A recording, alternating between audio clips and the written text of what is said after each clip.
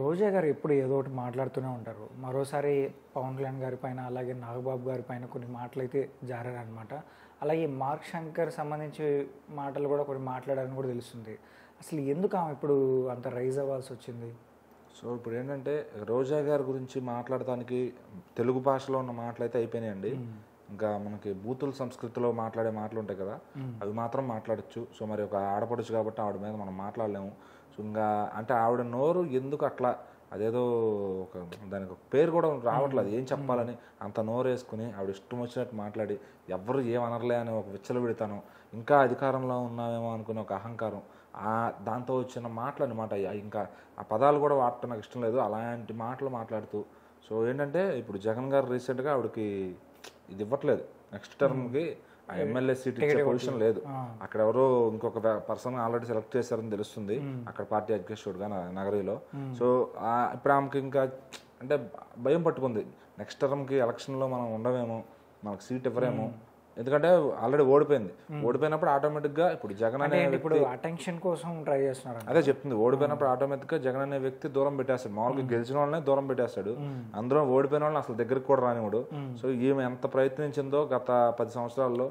అంటే ఒక 5-6 మంది ఉన్నారు, వీళ్ళు పార్టీతోనే ఉన్నారు కదా, అంటే పార్టీకి ఏం అవసరం వచ్చినా వీళ్ళైతే నిలబడ్డారు. సో వీళ్ళు ఓడిపోయినా గెలిచిన అనేది పట్టించుకోరేమో అని నేను అందుకే. అట్లా లేదండి, ఇప్పుడు జగన్ గారికి end of the day result కావాలి. ఆయన కష్టపడినా కష్టపడిపోయినా ఆయన నమ్ముకున్న ఎవరైతే పెట్టిన క్యాండిడేట్లు ఉంటారో వాళ్ళు గెలిస్తేనే అతను ఫామ్ లో ఉంటాడు. సో గెలిచిన తర్వాత అతను అట్లా ఎలా అన్నా బిహేవ్ చేయొచ్చు, అది అతని ఇష్టం. సో ఏంటంటే వీళ్ళు కష్టపడాల్సింది గెలిపించడానికి. మరి ఒక ఛాన్స్ అందరికి ఎమ్మెల్యే సీట్లు ఇచ్చినప్పుడు వాళ్ళు గెలిచి చూపించుకోకపోవడం వాళ్ళ సత్తాలో ఉంది. సో ఇప్పుడు ఖచ్చితంగా గెలవనప్పుడు నెక్స్ట్ టైం నమ్మలేడు కదా, అది ఎంత క్లోజ్ పర్సన్ అయినా కానీ. ఇప్పుడు పేరు నాని లాంటి వ్యక్తి రాజకీయాలు వదిలేసి వెళ్ళిపోయాడంటే ఇంకా తన వల్ల అర్థమైపోయింది, ఇంకా ఈ పార్టీని జనం ఎంకరేజ్ చేయరు, ఆ జగన్ ని జనం ఎంకరేజ్ చేయరని. సో ఇప్పుడు ఏంటంటే తన దృష్టిలో పడాలి. తను ఇప్పుడు మనకి ఇక్కడ నగరీలో పదవి లేదు, మళ్ళీ సినిమాల్లోకి వెళ్తాను లేదంటే షోస్కి వెళ్తాను, ఇది వరకు ఉన్నంత క్రేజ్ రావట్లేదు, ఎక్కడో అరాకొర అడుక్కుని చేసుకోవాల్సి వస్తుంది షోలన్నీ కూడా. సో ఇంకా అది పెట్టుకుని ఆమెకి ఏదన్నా చేసి అటెన్షన్లో పడాలి అని వచ్చిన మాటలే ఇవన్నీ. సో ఓకే, పవన్ కళ్యాణ్ గారిని అనండి, నాగబాబు గారిని అనండి, they will answer you. So ఇంకా పొలిటికల్ గా మీరు చంద్రబాబు గారిని, లోకేష్ గారిని రోజు మీరు పొద్దున అన్నం తినేటప్పటి నుంచి సాయంత్రం నిద్రపోయేదాకా వీళ్ళ మీద వాగుతూనే ఉంటారు. ఓకే, నో ప్రాబ్లం, వాళ్ళు సమాధానం ఫ్యాన్స్ చెప్పుకుంటారు లేదా వాళ్ళే చెప్పుకుంటారు. బట్ ఫ్యామిలీ దాకా ఎందుకు? అసలు మీరు వచ్చిన సందర్భం ఏంటి? అక్కడ ఏదో గోవులు చనిపోయాయి అన్నారు, దాని గురించి మాట్లాడుతున్నారు. ఆ ప్రాపర్ ఎంక్వైరీ చేసుకుని వచ్చి మీరు మాట్లాడితే బాగుంటుంది. సో అది దాని గురించి ఎవరు తప్పు పట్టరు. అసలు అక్కడ జరగని తప్పునే మీరు తప్పుగా మాట్లాడుతూ. ఇప్పుడు గవర్నమెంట్ కూడా మీరు టైం ఇవ్వట్లేదు, గవర్నమెంట్ కూడా వాళ్ళు చేయాల్సిన పనులు చేస్తున్నారు, మీరు అప్పుడే ఓట్ చేసి వెంటనే మాట్లాడడం అనేది. అదే మీరు జరగని తప్పునే జరిగింది అన్నట్టు మీరు చాలా క్లీన్ గా సాక్షి మీడియాలో కానీ మీకు నచ్చిన మీడియాలో కానీ చూపించుకుంటున్నారే.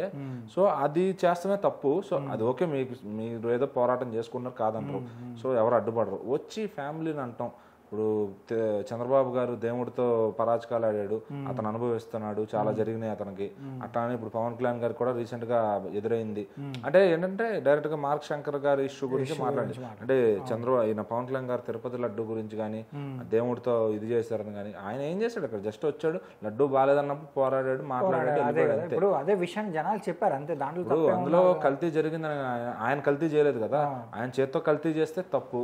వన్ థింగ్, అప్పుడు ఆ రోజు ఆ పాయింట్ రైస్ చేయడం వల్లే ఇప్పుడు లడ్డు క్వాలిటీ అనేది పెరిగింది, బాగా నీట్ గా ఉంది. ఇప్పుడు వీళ్ళు చేసిన తప్పుల వల్లే వీళ్ళు ఈ రోజు అందరూ ఓడిపోయారు. వీళ్ళు వచ్చి చాలా కాన్ఫిడెంట్ గా ఇంకా గెలిచి ఇంకా మనం 10లో ఉన్నామని అంత కాన్ఫిడెన్స్ లెవెల్తో మాట్లాడతాం. పోనీ మాట్లాడుతూ ఎదురొచ్చి కొడుకు గురించి మాట్లాడతాం, ఫ్యామిలీ గురించి మాట్లాడతాం. అది చాలా పొరపాటు కదా. అలాంటి వాళ్ళని ఏ పేరుతో పెట్టి పిలిచినా తప్పే లేదు. సో ఇంకా మనం అనలేములే కానీ, సో ఏ పేరు పెట్టి పిలిచినా దానికి ఇంకా ఎండ్ ఫుల్ స్టాప్. వాళ్ళ మాటలకు ఎండ్ లేదు కాబట్టి మనం తిట్టాలన్నా మనం ఎదురు మాట్లాడాలన్నా మన దగ్గర కూడా ఎండ్ ఉండదు అనమాట. అంటే ఒకటి ఏంటంటే, మీరు పోటీ చేయాలన్నా మాట్లాడాలన్నా రాజకీయ పరంగా మాట్లాడచ్చు, కానీ ఫ్యామిలీ లాగి వాళ్ళ పర్సనల్ విషయాలు ఇంకా మరి బ్రేక్ఫాస్ట్లో లంచ్లో ఏం తింటున్నారో తెలియదు కానీ ఇట్లాంటి మాటలు అయితే మనుషులకు రావు మరి. అది